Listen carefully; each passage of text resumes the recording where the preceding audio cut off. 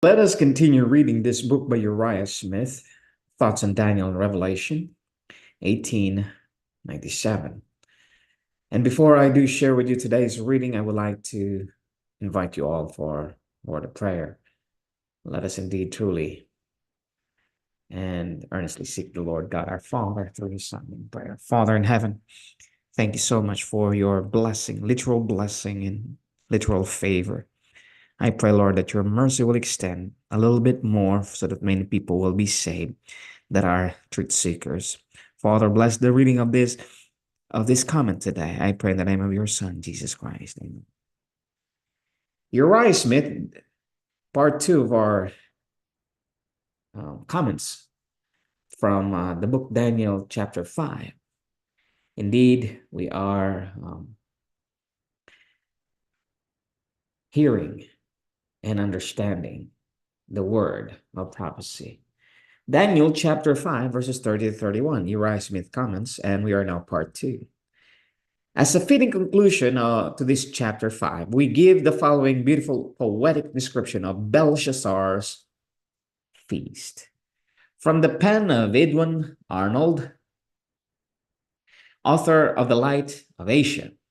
It was written in 1852 and obtained the Newdigate Prize for an English poem on the feast of Belshazzar at University College, Oxford.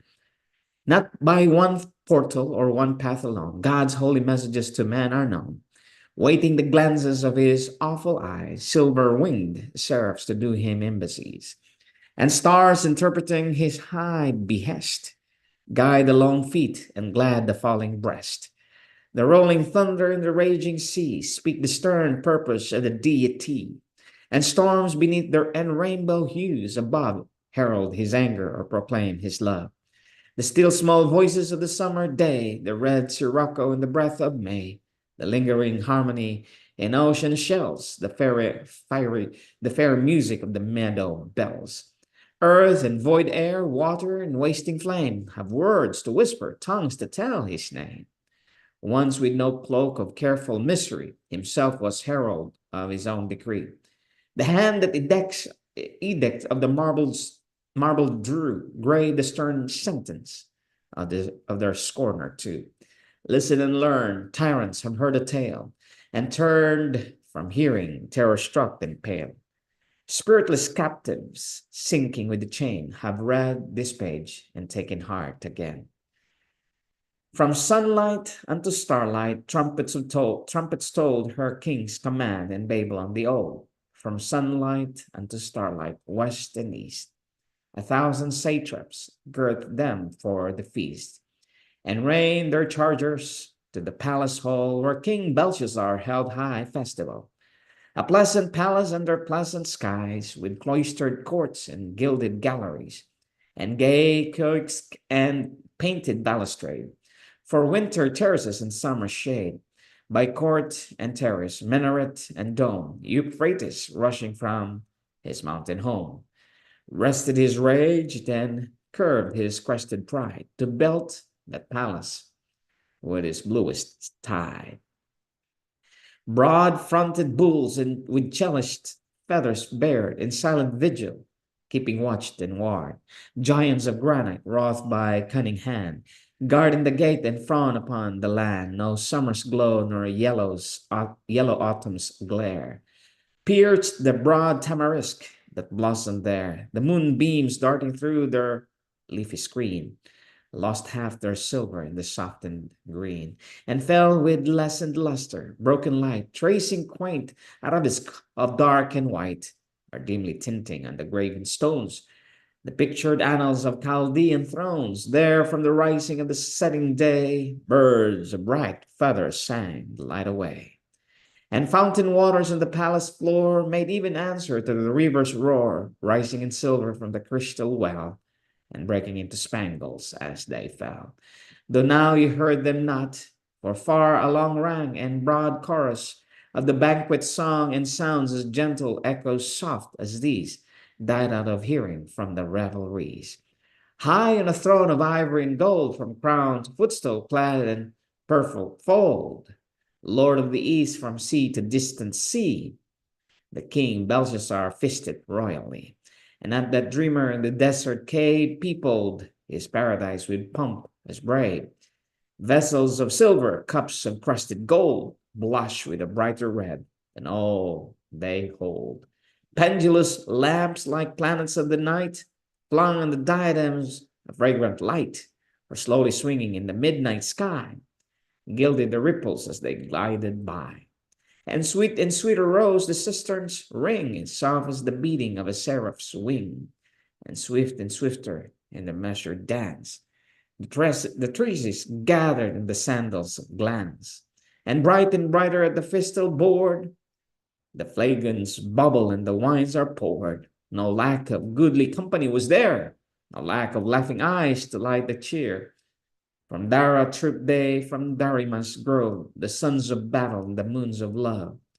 From where Orisa's silver waters sleep, to Emla's marshes and the inland deep. From pleasant Cala and from Cataxine, the horseman's captain and the harem's queen. It seemed no summer cloud of passing woe could fling its shadow on so fair a show. It seemed the gallant forms that feasted there were all too grand for woe, too great for care.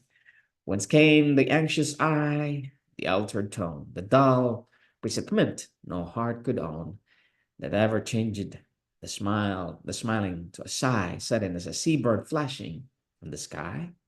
It is not that they know the spoiler waits, harnessed for battle at the brazen gates. It is not that they hear the watchman's call, mark the slow minutes on the leaguered wall. The clash of quivers and the rings of spears make pleasant music in a soldier's ears. And not a scabbard hideth its sword tonight that hath not glimmered in the front of fight.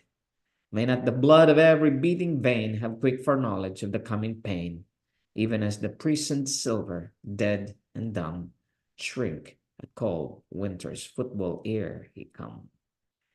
This, the king had felt it, and the earth's heart's unrest heaved the broad purple of his belted breast. Suddenly speaks, what? Doth the bedded juice savor like hyssop, that ye scorn its use? Where are ye so pitiful and sad as soul, that tramp of foemen scarce ye from the ball? Think ye the gods on yonder starry floor tremble for terror with the thunder's roar? Are we not gods?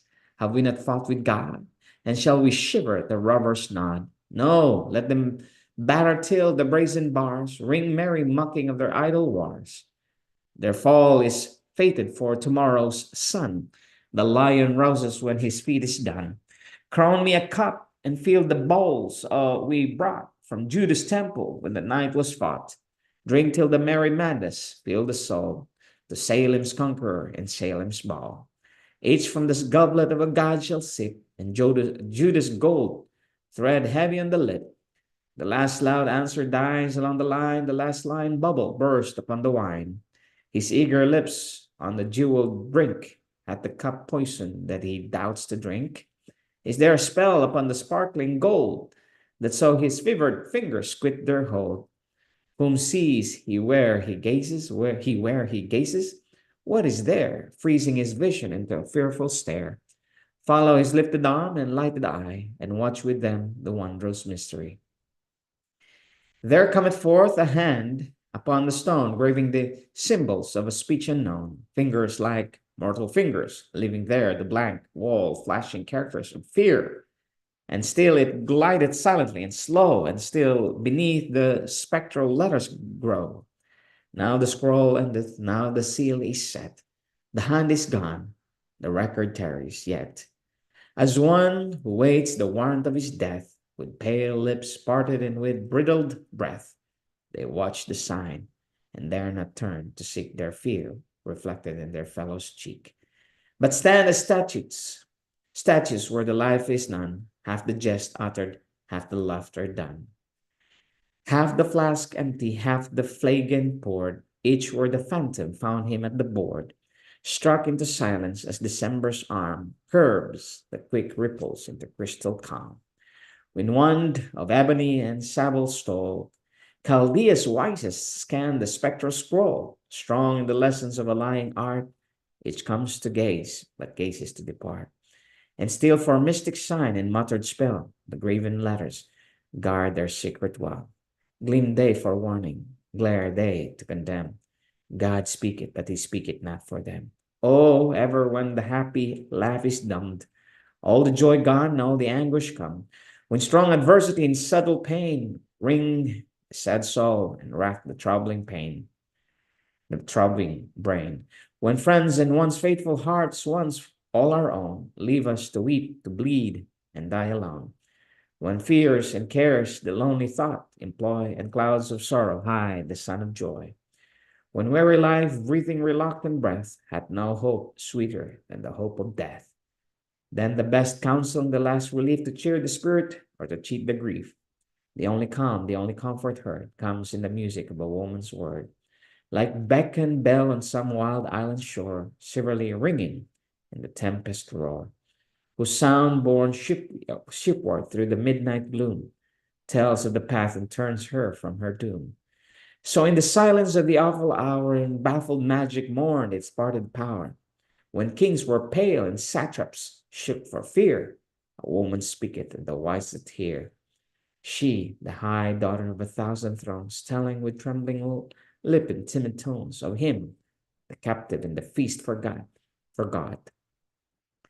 Who readeth visions, him whose wondrous lot sends him to lighten doubt and lessen gloom, and gaze undazzled on the days to come.